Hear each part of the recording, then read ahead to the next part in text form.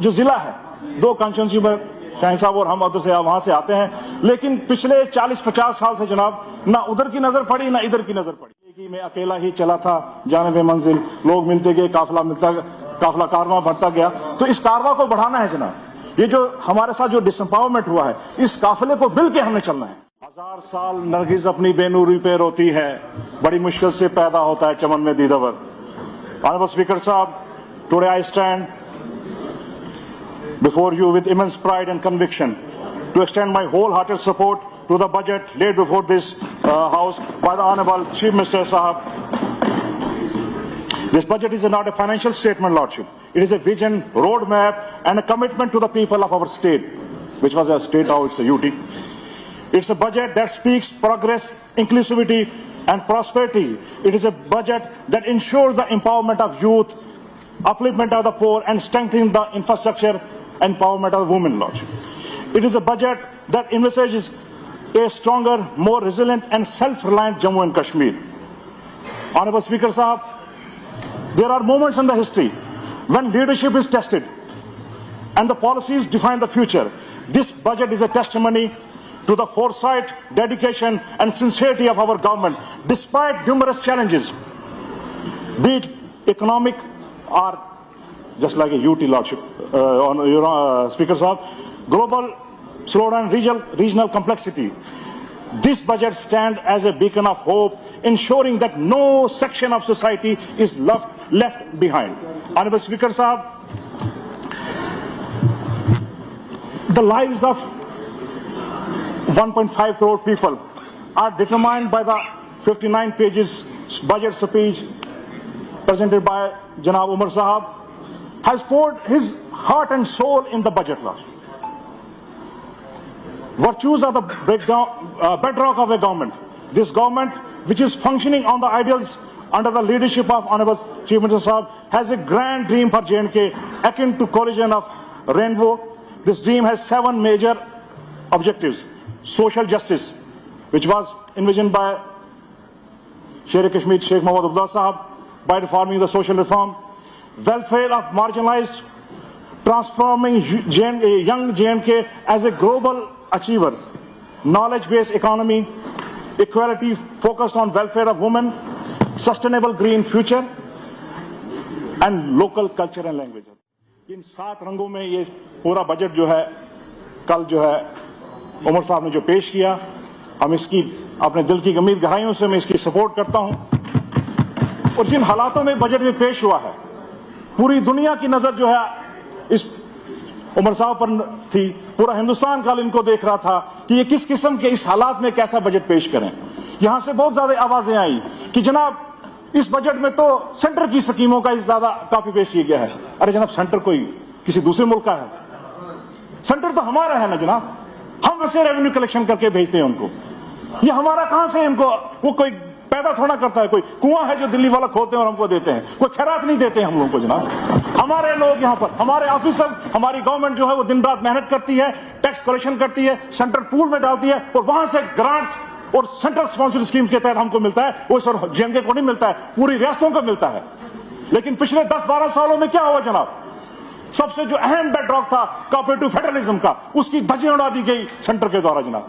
آپ پوچھیں آج اسٹالن صاحب وہاں پر رو رہے ہیں کہ تامل ناڈو کے ساتھ کس طریقے کا ویوہار ہو رہا ہے. کیرلا کے ساتھ دیکھیے آپ، جو کہ ایک ایسی اسٹیٹیں تھی جنہوں نے رول ماڈل ہونی چاہیے تھی ہندوستان کی، لیکن آج وہ پچھتا رہی ہیں کہ ہمارے ساتھ کس ظلم کا ہم کو نتیجہ مل رہا ہے. ہم نے ایسا کیا کیا تھا؟ اور وہی صلہ جو ہے جموں کشمیر کے ساتھ بھی ہوا. یہ کہتے ہیں کہ جناب 10 سال میں جو ہے جب وہ آرٹیکل ہٹا اور ہم سے اسٹیٹ ہوڈ چھینی، تو یہاں جو ہے آپ کے پاس ایک نئی اپرچونٹی کھل گئی. لیکن میں پوچھنا چاہتا ہوں جناب، اسی اکنامک سروے میں ہمیں یہ دیکھنے کو ملا کہ کتنی باہر کی انویسٹمنٹ ادھر لگی. کوئی نہیں لگائے گا جناب. یہاں کوئی اس طریقے سے خام خواہ نہیں آئے گا. صرف اور صرف میں ان کی تعریف کرتا ہوں کہ اکنامک ڈرین ہوا ہے جموں کشمیر کا، چاہے وہ مائننگ کے ذریعے ہو. شراب اس وقت سب سے بڑا جناب گھوٹالا چل رہا ہے، کسی نے اس کی بات ہی نہیں کی.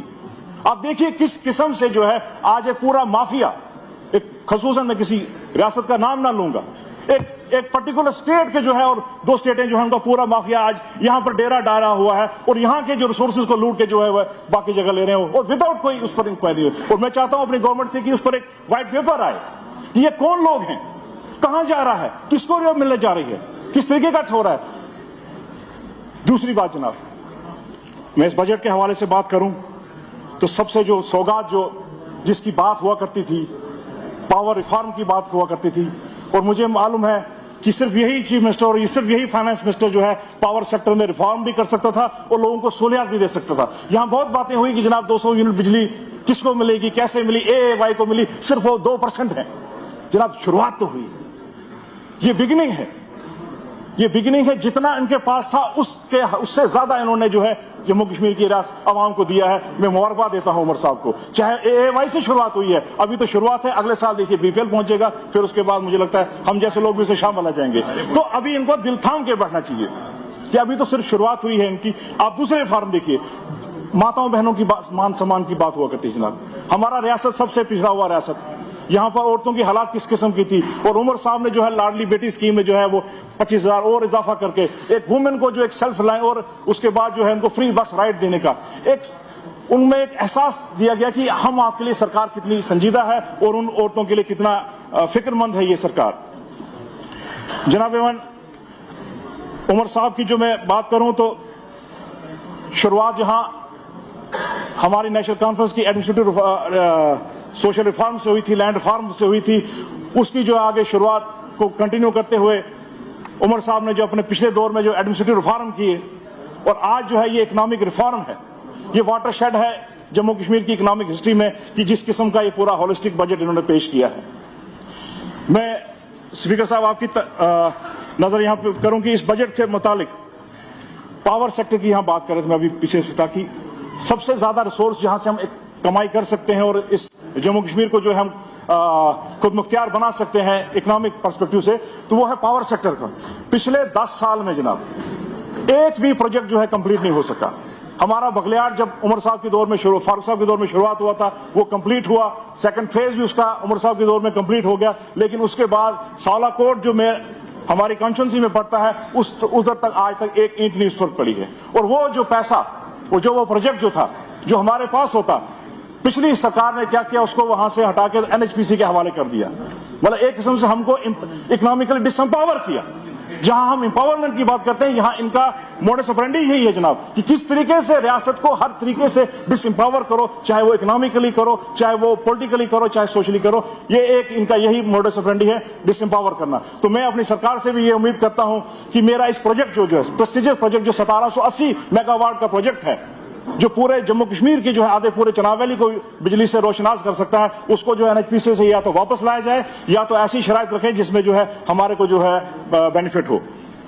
ایجوکیشن سیکٹر کی بات کی جائے جناب, ایجوکیشن سیکٹر میں جو ہے میں مبارکباد پیش کرتا ہوں کیونکہ میں خود لا کا اسٹوڈنٹ ہوں. جناب نے جو ہے نیشنل لا یونیورسٹی کا جو یہاں پر اسٹیبلشمنٹ کی بات کی ہے, یہ بہت ایک مائل سٹون ہے جناب, کیونکہ بہتر کوالٹی لا ایجوکیشن کی یہاں پر بالکل ملنا ضروری تھا اور یہاں کے لوگوں کو جو ہے یہاں کے لا اسٹوڈنٹس کو, تو اس کے لیے میں عمر صاحب کو مبارکباد دیتا ہوں. لیکن اس کے ساتھ ساتھ میں اپنی بھی ایک بات کروں کہ ہمارا جو ضلع ہے 2 کانسٹیچوئنسی میں شاہین صاحب اور ہم ادھر سے وہاں سے آتے ہیں, لیکن پچھلے 40-50 سال سے جناب نہ ادھر کی نظر پڑی نہ ادھر کی نظر پڑی, نہ تو وہاں کوئی یونیورسٹی, اگر کالجز ہمارے پاس 2 وہاں پر ہیں تو ابھی تک عمر صاحب نے ان کو اناؤنس کیا تھا اکھڑال کالج کا, لیکن ایک بھی اینٹ اس کے بعد جو ہے 2014 کے بعد اس پر نہیں پڑی ہے. آپ ہر ایک شعبے میں دیکھیں گے جناب, تو ایجوکیشن کا اتنا برا حال ہے پورے رامبن میں اور چناب ویلی میں. تو میں اپنی سرکار سے ایک امید کرتا ہوں کہ اس بجٹ میں جنہوں نے ایجوکیشن پہ ایلوکیشن بڑھایا ہے تو وہاں پر ایک یونیورسٹی بھی ایک قائم ہو جائے, اور جو میرے 2 بٹوت اور یہ رامبن کا اکھڑال کا کالج ہے اس کے لیے بھی کم سے کم بلڈنگ تیار ہو سکے تاکہ لوگ اس میں آ سکیں. تو میں آخر میں ابھی تھوڑا سا میں آپ کو ایک دے دیں کہ جناب ہاں میرے کو ہے ٹائم. بات چلی یہاں پر پچھلے دنوں کہ پچھلے 70 سال سے کیا کر دیا, کس نے دھوکہ دیا, کس نے کیا کیا. تو مجھے وہ یاد آتا ہے نہرو جی کا شعر, جب نہرو صاحب 47 میں آئے تو انہوں نے امیر خسرو صاحب کا ایک وہ الفاظ استعمال کیے, من تو شدم تو من شدی, من تن شدن تو جاں شدی, تکس نہ گویت بعد ازی من دیگرم تو دیگری. میں اس کا انگریزی میں تھوڑا ترجمہ کرتا ہوں اپنے ساتھیوں کے لیے. میں اس کا تھوڑا انگریزی میں ان کے لیے ترجمہ کر دوں کہ I have become you and you me. I am the body, you soul. So that no one can say hereafter that you are someone else and me someone else. کہ آج ہم نے جو یہ الحاق کیا تھا, جو ہم نے یہ دوستی کی تھی, ہم اس طریقے سے ہم دو بدن ایک جہاں ہو گئے تھے, لیکن ملا کیا اس کے بعد ہمیں؟ ہمارے ساتھ کیا ہوا کیا کہ آج تو ہمارے کو نہ تو جسم رہا وہ, نہ ہماری روح رہی, اور کہیں در بدر ہم کو ایک حصہ ہمارا کاٹ کے لداخ پھینک دیا گیا, دوسرا کہیں ہے چین کے پاس, تیسرا ادھر پاکستان کے پاس ہے. یہ حال ہمارا 70 سال میں کیا تھا. تو میں اس بجٹ میں مبارکباد دیتا ہوں کہ اب جو ہے ہمیں جو امید بنی ہے, عمر صاحب کی اس قیادت میں امید بنی ہے کہ جموں کشمیر جو ہے اپنی نئی منزلیں جو ہے ترقی میں آگے گامزن ہوگا, اور جتنی بھی ہمارے ساتھ جو پریشانی ہوئی اس کا ازالہ ہوگا.